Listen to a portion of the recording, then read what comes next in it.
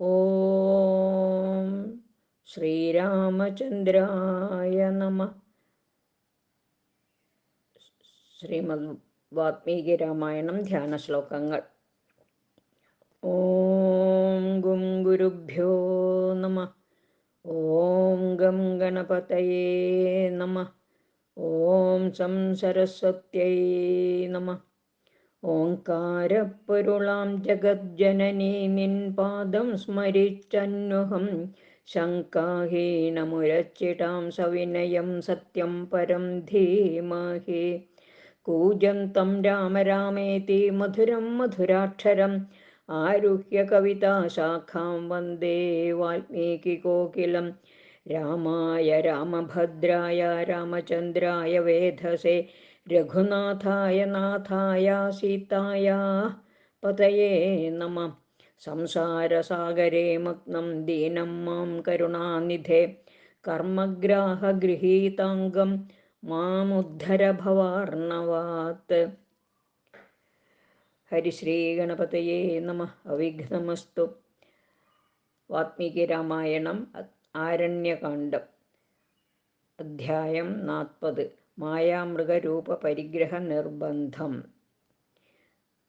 മാരീചേന തു തദ്വാക്യം ക്ഷമം യുക്തം നിശാചര ഉക്തോ ന പ്രതിജഗ്രാഹ മർത്തുകാമ ഇവൗഷധം തം പഥ്യഹിതവക്താരം മാരീചം രാക്ഷസാധിപ. അബ്രവീത് പുരുഷം വാക്യമയുക്തം കാലചോദിത യത്കിലൈതദയുക്താർത്ഥം മാരീച മയി കഥ്യത്തെ വാക്യം നിഷ്ഫലമത്യർത്ഥമുക്തം ബീജമിവോഷരേ.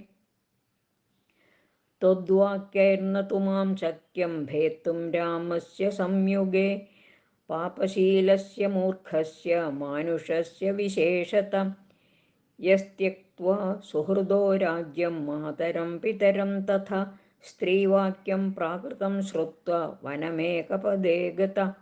അവശ്യം തു മയാ തസ്യ സംയുഗേ ഖരഘാതിന പ്രാണൈഃ പ്രിയതരാ സീതാ ഹർത്തവ്യാ തവ സന്നിധൗ. ഏവമേ നിശ്ചിതാ ബുദ്ധിർഹൃദി മാരീച വർത്തത്തെ ന വ്യാവർത്തയിതും ശക്യ സേന്ദ്രൈരപി സുരാസുരൈഃ. ദോഷം ഗുണം വാ സംപൃഷ്ടസ്ത്വമേവം വക്തുമർഹസി അപായം വാപ്യുപായം വാ കാര്യസ്യാസ്യ വിനിശ്ചയേ. സംപ്യഷ്ടേന തു വക്തവ്യം സചിവേന വിപശ്ചിതാം ഉദ്യതാഞ്ജലിനാ രാജ്ഞോ യ ഇച്ഛേദ്ഭൂതിമാത്മന.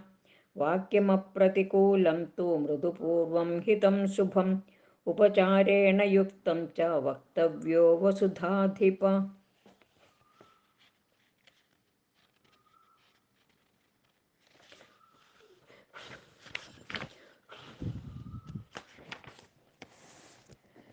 സാവമർദ്ദം തു യദ്വാക്യം മാരീചഹിതമുച്യത്തെ നാഭിനന്ദതി തദ്രാജ മാനാർഹോ മാനവർജിതം. പഞ്ചരൂപാണി രാജാനോ ധാരയന്ത്യമിതൗജസ അഗ്നേരിന്ദ്രസ്യ സോമസ്യ യമസ്യ വരുണസ്യ ച. ഓഷ്ണ്യം തഥാ വിക്രമം ച സൗമ്യം ദണ്ഡം പ്രസന്നതാം ധാരയന്തി മഹാത്മാനോ രാജാനഃ ക്ഷണദാചര. തസ്മാത് സർവാസ്വവസ്ഥാസു മാന്യാഃ പൂജ്യാശ്ച പാർത്ഥിവാം. ത്വം തു ധർമ്മമവിജ്ഞായ കേവലം മോഹമാസ്ഥിത. അഭ്യാഗതം മാം ദൗരാത്മ്യാത് പരുഷം വദസീദൃശം. ഗുണദോഷൗ ന പൃച്ഛാമി ക്ഷമം ചാത്മനി രാക്ഷസ. മയോക്തം തവ ചൈതാവത് സംപ്രത്യമിത വിക്രമ.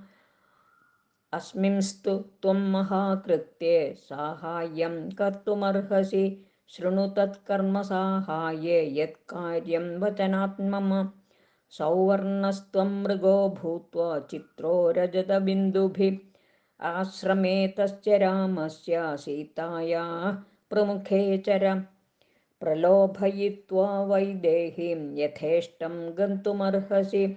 താം തു മായാമൃഗം ദൃഷ്ട്വാ കാഞ്ചനം ജാതവിസ്മയാ आनैनमिति क्षिप्रं रामं वक्ष्यति मैथिली।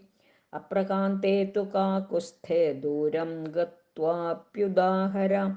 हासीते लक्ष्मणत्येवं रामवाक्यानुरूपकं। तच्छ्रुत्वा रामपदवीं सीतया च प्रज्योतित। अनुगच्छति सम्भ्रान्त सौमित्रिरपि सौहृदात्। अपक्रान्ते च काकुत्स्थे लक्ष्मणे च यथा सुखम्।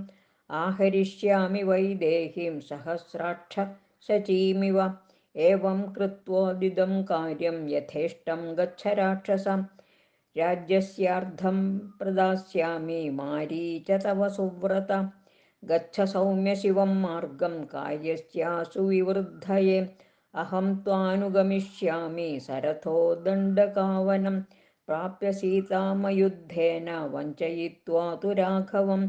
लङ्कां प्रति गमिष्यामि कृतकार्यः सह त्वया। न चेत् करोषि मारीच हन्मि त्वामहमद्य वै। एतत् कार्यमवश्यं मे बालादपि करिष्यसि। राज्ञो हि प्रतिकूलस्थो न जातु सुखमेधते। आसाद्य तं जीवितसंशयस्ते मृत्युर्ध्रुवो हृद्य मया विरुध्य। एतद्यथावत् प्रतिगृह्य बुद्ध्या यदत्र पथ्यं कुरु तत्तथा त्वम्।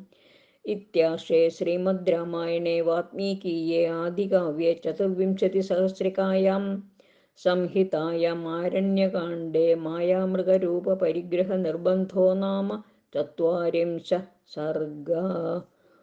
ॐ श्रीरामचन्द्राय नमः। सर्वत्र श्रीरामनामसङ्कीर्तनं। श्रीराम राम राम।